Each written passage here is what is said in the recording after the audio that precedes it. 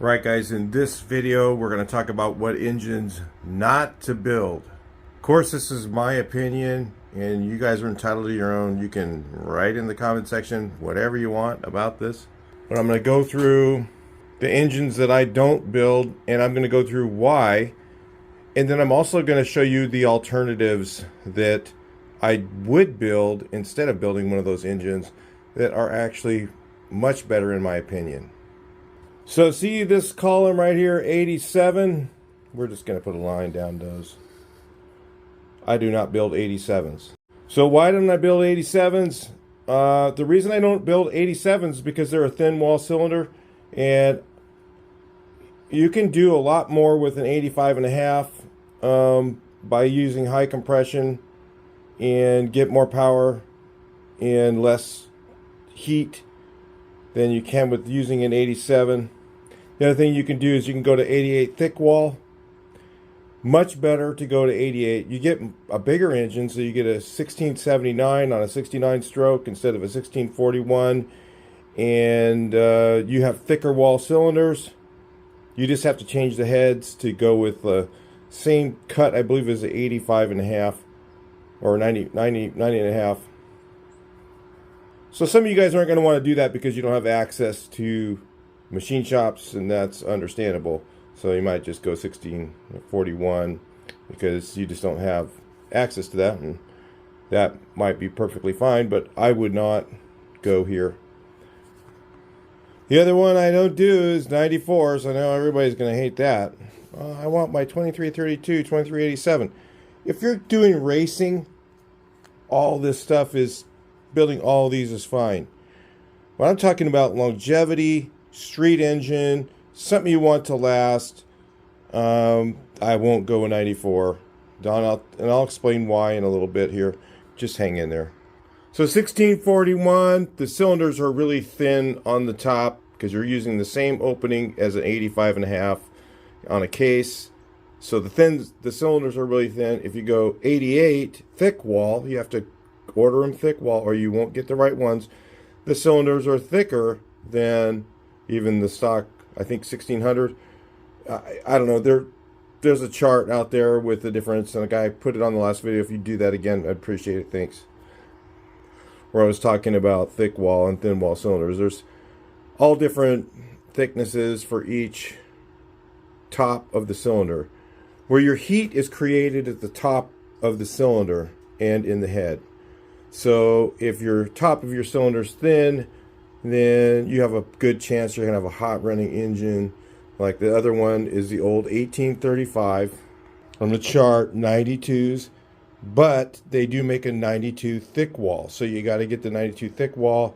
It does the same heads as a 94, so it has a really thick top cylinder wall, which will give you better longevity in your engine. It won't run as hot, especially you guys in really high temperature areas. Maybe some of you guys are back east or something like that in colder climates can run a 1641, or you could use a 92 thin wall, but I really wouldn't recommend it anywhere. So the thin wall is not a good idea. 87, 92 thin wall, not good. Now the 94, we'll talk about that. We'll also talk about 90.5s. Sometimes you can't even run a 90.5 if you have the wrong case. And we'll go over that too, because there's a lot to know about this. So on a 94, when you open it up to 94, you can only really do it with 8mm studs. If you have 10mm studs, you can't get it open there. And what happens is your case saver, you'll see when you open it up, your case saver will actually be right at the opening. A lot of times there's no space between the case saver and the opening. Sometimes the case savers are rubbing against the cylinder. For long term, this is not good. For you guys who are doing racing, whatever, none of these rules apply. But most of us are trying to build a street engine that lasts. So 1914, no go for me. Won't build one unless I already have a case that's opened up for it. I'm not going to open a case up to do 1914. There's other options. We'll go over those again. later in the video. I'm not going to build 1641s. I won't build 1914s. And in some cases, I won't even build a 90.5. Let me go over that.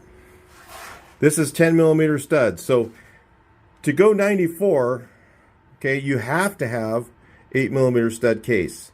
So you have to have a AS41 that's got 8 millimeter studs in it. This is a early dual relief. I believe it's a B case.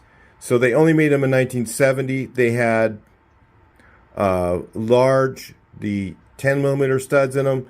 And when you have 10 millimeter studs, the same thing happens when you go to open it up for 90.5. So if you open this one up to 90.5, the studs are going to be really close to the case saver, and usually they're rubbing the case saver. And you lose, number one, that strength around the case, around your studs, and the studs start to pull. When the studs start to pull, what happens is they push against the cylinder. How do you think that works out with the distortion of that cylinder when it's got case stud pushing against it? It's really not good long term. Not good. So you're increasing your risk of having an engine failure prematurely by building one of those engines. The ones where they're open too much here, they're too close to the case saver. So a 90.5 even with 10 millimeter studs is on the not list for me. So listen, you guys go, oh wow, you just took away half the engines on the chart. No, there's a ton of them. You can get a ton of horsepower out of a 1904. You can get a ton of horsepower out of a 1968. You can go to a 76 even, or a 78. Depending, this is where I kind of draw the line. I say right at 76, I like to go aluminum case on a 78 or larger. And I'll tell you why I like to go aluminum case on a 78 or larger. Get you up a little closer so you can see the chart. The reason I like to go 78 on a 78 or larger is because the cases are already shuffle pinned for the center mains. These cases are held together with bolts. Okay, there's studs that go through the case, right? And you tighten these down. So there's nothing there machined to hold the cases together from moving. So there's constant movement on these. And what a shuffle pin is it's a steel sleeve that goes on the center main, okay, and locks those two halves together. So the two halves lock together. On an aluminum case, all the mains, all the way across, all the autolinear cases have shuffle pins on all the mains. So when the case halves are put together, there's really no chance of any movement. It's a much stronger setup to have for a stroker engine. They're just made for stroker engines. If you go 78 or larger, you have to do clearancing in the case. So now you're not only are you building something that's way over engineered for this case, now you're also cutting away some of that case. Okay, and when you do that, you're losing strength in the case. You really need to do shuffle pins on the center mains. If you go bigger, you can go up to 82 on a stock case and really be fine. I mean, it'll last a while. But if you go to aluminum, then you're still in the bulletproof range, in my opinion. Again, aluminum, this is magnesium. You go aluminum, they have a stronger material. It's a denser material. It doesn't move as much. This material, as it gets hotter, it expands and contracts more than aluminum does. So aluminum is more stable, and it will wear longer. That's why Subarus are aluminum. A lot of the Porsche engines are aluminum because they can handle that movement. Now, it just depends. Some of the Porsches are actually magnesium because they wanted the less weight for weight transfer, front to rear, all that racing stuff. Aluminum cases add about 20 some odd pounds to an engine. So yeah, they're quite a bit heavier. So Mike, I want to build a 87 1641 because it hauls ass. Cool, whatever. Let me show you a couple options. Let's go to a 85.5 with, let's say all you've got is single port heads, right? And so you just want to punch it out, get a little more power out of it. So it'll go to the bigger cylinders. You don't have to do that really. One of the weakest points on your single and dual port heads is the exhaust ports. If you reach in here with your finger, you can, and you have the valve out, you can feel a really hard edge where the exhaust is coming around the corner, leaving. And when you have that hard edge on there, and the other thing I'll do is I'll open these up. Pretty easy to open these up a bit to actually allow the exhaust to release from the engine easier. That's a huge upgrade. If you have dual port heads, you can open them up. If you see the black here, I open them up like that. Just be careful if you're going to open them up with anything. I like to open up the outside more than the inside so it has a venturi, because that will speed up the air going into the valve. But where you really got to watch on porting is don't take very much off. If you can see this little bump in here, what that is that's a spring. It's the I don't know, with the spring seat. And the spring seat, if you take too much off of that, you'll have a crack right here, and it'll start sucking oil in there, and it's lovely if you do that. But you can take a little bit off of there, not too much, and take most of it off by opening up here and here. I've seen guys deport these where they're ported like a D, you know, backwards D here, and get yourself a lot more air and have it be larger at the up here and then small to the stock valve, and get a lot of horsepower just for doing that alone without having to go to a 1641. You're going to use 85.5 pistons and, you know, have a lot of power just by doing that on a dual port. On the single port, main thing you do is by taking the edge off the exhaust. You'll feel in there's a real hard corner on there. Here's a set of single ports I'm working on right now. All I do is just open this up a little bit. You can see I've opened the exhaust up a bit. Okay, and reach your finger in the valve. The same thing you do the dual port and the single port. You reach your pinky in like this, and you can't even get your pinky to fit through. And so now it fits through pretty easily. Just that little bit of porting on those heads will give you just a ton more horsepower, especially if you put a cam in it.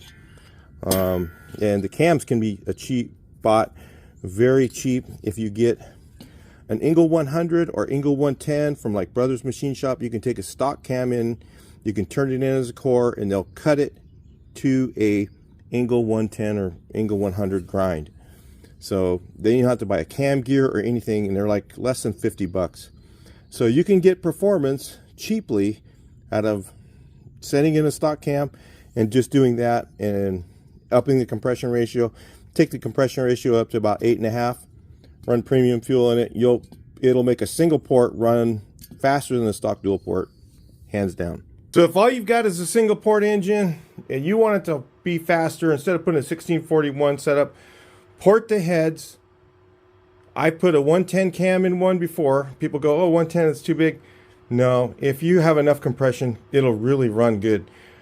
You can run a 110 cam, high compression, about 8.5 to 1, or even more if you want to go to 9. You know, that's up to you. But it's going to run kind of hot. Okay, yeah, only on long hills and stuff like that, it'll run hot. But around 8.5 to 1, doesn't run too hot with that cam because it's got more air and fuel in there.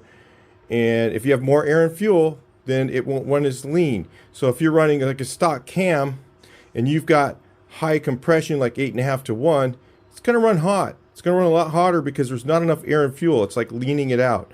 So you know, then you're gonna have to play with main jets, really pump them way up. You should do that anyway. Whenever you're doing engine changes, you should bump that jet up.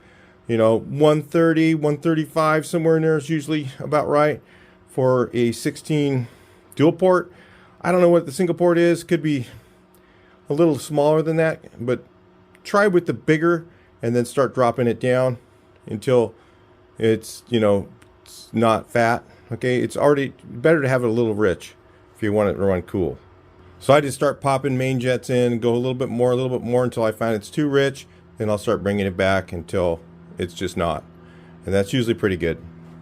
All right, so you guys with your 1641s, that's pretty easy fix. But there's also another engine you can do. Instead of going to the, there's another engine you can do, which is the 88. So there's a lot of options with the stock case that you can do. You can go to the 88 thick wall and have the heads opened up. They open them up to like the 90.5 opening, the same opening that you use for a 90.5. I don't know the exact size. You know, I'm not the machinist, okay? So the machinist will do that. You just tell them you're putting 88 thick walls on. They'll just do it right for you. So you get your heads opened up. You use your stock case.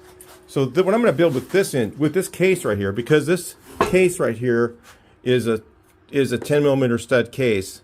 I'm not going to take it open to 1776 or to the 90.5s. I'll leave it at the stock size, and I'll go with an 88 thick wall and a stroker crank. So very easily, a lot of people just, I mean, I've made videos on this, guys aren't getting it. A 74 crankshaft with the clearanced rods. You can get them now, they sell them at CB Performance, has a great deal on a 74 and a set of rods. Real easy. There's, you just drop the bearings in, everything fits. So they have them at CB Performance. Really good prices on them too. It's a pretty amazing. I was shocked at the pricing that they had, and they're made by CB. They're not the regular Chinese ones that everybody else gets. So CB has them. I might be getting one of those for a video coming up pretty soon. We're going to be doing an engine build for a few different things, but anyway, we've got some engine builds coming, so stick around for that. So why bother putting a 69 in? Honestly, a lot of guys are doing 69 counterweighted. It's like, why? A 74 drops right in, you guys. You don't need to, typically you don't need to machine the case. I'm not going to say always you don't need to machine the case. You still need to take the assembly. You take your crankshaft assembly, like what's sitting here, you assemble it up like that. You drop it in the case with the bearings and you rotate it to make sure that nothing hits. Just, you got to be precautionary. And if there is something that hits, you just kind of take it off. But usually, I'm going to say 99% of the time, nothing's going to hit. The 74 can drop right in the stock case with clearance rods on it. Carcraft carries the 74 stuff in stock from AA. So you can, if you want to order an engine kit from them, they have really good prices on engine kits for the 74 stroker engine. And they'll even give you the heads that you need. And if you tell them, hey, I need these machined to so-and-so CC, they'll help you out with that. And of course, they'll charge you for the machine work, but you can get the package already ready to go and just put it together at home and have a pretty successful engine build. So check Carcraft store for those prices. They really have the best prices on the engine kits. Honestly, they just can't. You can't beat Carcraft store. Really, you can't. Put a link in the description to Carcraft for that. So the thing that's nice about the 74, I love the 74. 76, you end up with a little bit of shimming issues. So I like the 74 the best. Is if you go with a 74 and you go with a 90.5 opening, if you can get to a 95.5 opening to build a 1904 or a 1968, use the same opening to go to 92, but your heads have to be machined to the 94, I believe, opening, so you end up with a thicker wall, the thick wall 92. You can go to a thick wall 92, 74, thick wall 92, go to a 1968, have a nice big fat engine in your car, put some nice 40s on there. If you really want it to be fast, you can really make something very fast that's in that range. I mean, super fun. Believe me, I had a ton of fun in the old days with an 1835, and now with these stroker cranks being less expensive than they used to be. Back in the day, nobody did this. We didn't do 74s and 76, 78s very often because it was really expensive. You had to buy an expensive set of rods. It would cost you $1,000 just for the crank and rods back then. And that was like, engine kit was like, for 1776 was like $400, $350, something like that. Crazy cheap. So why would we spend another $1,000 just to get a few more horsepower? Nowadays, it's the opposite. It's almost cheaper to go with the stroker crank. The stroker cranks are the same price. A 69 4140 stroker crank is the same price as a 74. Why bother buying a 69? I just don't understand. People are still building 1776s. It's like, why? Just build a 74, put it in there. You get more inches. They have better torque. You know, for the street, it's just, you can even lower the compression and get more torque out of it. You know, just make it a real torquer engine for a bus. There's a lot of options with the 1904 or 1968 that, you know, you can take that to be a horsepower thing, or you can take it to a super torquer. You can do whatever you want with the 74 stroker. So you can do 74 by 85 and a half, $16.99, and forego going to the 87. Okay, and get that 74, just drop it in and get the crank. It's not expensive to get a crank. They're so cheap at CB. I'll put a link in the description for that too. You guys will be shocked. The rods are really, really cheap, the clearance rods. By the time you spend machine work on a stock crank and rods, you're going to be a difference of maybe $100 to go to the stroker. It's stupid cheap. Okay. So you go to the 74 with an 85 and a half. Now to do this and have it clearance, you still have to rotate it and check it. But what you do is you go to the stock rod length. The 5.4 length will clear typically the stock pistons on the 85 and a half. That's what I'm hearing. I haven't built this before, so I don't know personally, but I've talked to the engine builders. They're saying 74 with 5.4 stock size rod clearanced, it'll clear the pistons. But again, you should assemble it. You go ahead and put your cylinders in, your pistons on, cylinders in. Have them like this. Okay, rotate it. Get your flashlight out and check. Rotate the assembly. See if the piston clears the crankshaft counterweights, and check it. You gotta check it. You can't just assume that it's gonna work. So these options today are just amazing. You guys that are old school guys like me, I look at this and I go, wow, this is just cool. You can go stroker. We never could do this when I was younger. Always wanted a stroker engine, but they were just so expensive to build. So now it's super cheap as far as things go. The same thing, so let's say you're going for the good old 69 1914. Honestly, why? Why risk opening that case up and having that sucker rubbing on the case saver, potentially pulling a very expensive case? Look how expensive cases are right now. And you got that sucker rubbing on a case saver, okay? Pulling on that case saver, possibly distorting that cylinder just to have a little more horsepower. Just X-nay this one and go to the 74 1968. Hey, bigger is better, right? 92 thick wall. and a 74. And just cross that little feller out right there. These right here are a hard no for me. Just completely useless to me to build. I will not put one together. Unless I said, like I have a case that's already open. I bought it, got it cheap, whatever. And it's a good case and it's already opened to 94. Then I'll put it together for something. But otherwise, I am not opening any cases for 94. Just completely, to me, a waste of time and money. So you can go to a 1968, 92 thick wall versus going to 1914. If you're going to go 2110, go this direction, 82, instead of going 76. I don't do those.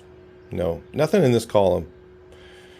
You can do this and have a lot of power. You can go to 92, 2180. God, go to 2180. You can do a 2180 thick wall now versus a 2180 thin wall. They used to blow up all the time because they were thin wall. Guys would always say, I never built a 2180, so they'd always build a 2110. Now you can go 2180 with thick wall cylinders, and you know there's just so many options. I'm just laying the groundwork for you guys to figure and research some of the stuff, because you'll find that there's really no reason to go here or go here anymore. There really is no reason. Same thing with the 88. So what I'm going to probably build with that case, because again, if I open that up to 90.5, I'm going to be rubbing case saver. So I'm basically doing the same thing I'm doing with this. So I don't want to do that. So with the 10 millimeter stud, case savered engine, I'm going to go to a 74 by 88, 1800. Great engine. Man, you can get so much power with these 1800s. And so what is the 88 thick wall like? What it does, it slips in the same opening as here. They're kind of a thin cylinder right down here where it goes into the case. So you do have some strength issues there. But if you do it the right way, you're going to end up with a nice 1800. 1800 can be a really nice. So you got a 74. I don't know if you can do 76 with this. I'd have to ask a few people. Go to 1949. I don't know if you could. You end up with a lot of shims on there, and with that cylinder being really thin, yeah, I'm going to say I probably wouldn't do it. I'd rather go 74 and just go to the 1800, sacrifice the 50 cc's, and you know, make it up by doing the stuff to the heads, doing stuff to the you know, compression on the 74. You know, one of my buses I'm running a 74 by 90.5. It's at 9-to-1 compression. I've got dual oil coolers on it, so it's full flowed. So I've got 2 oil coolers on it. It only runs hot when I'm going up a long hill right towards the top. It'll start to get hot, and then immediately when I crest, it cools right down. Cools right down, just with a doghouse fan shroud and 2 oil coolers. It comes down really quickly, even on a hot day. I was on a 100-degree temperature. I was driving it up to Treffin Drive, and I crested there's a big long hill. It's probably 7% grade. I had to drop into third going up that. As soon as I crested the hill, went down into the valley, cooled off right away. So that engine is really good, and it has a ton of power. I mean, 1904s, you can do a lot. You can get a lot of horsepower out of a 1904 for the street.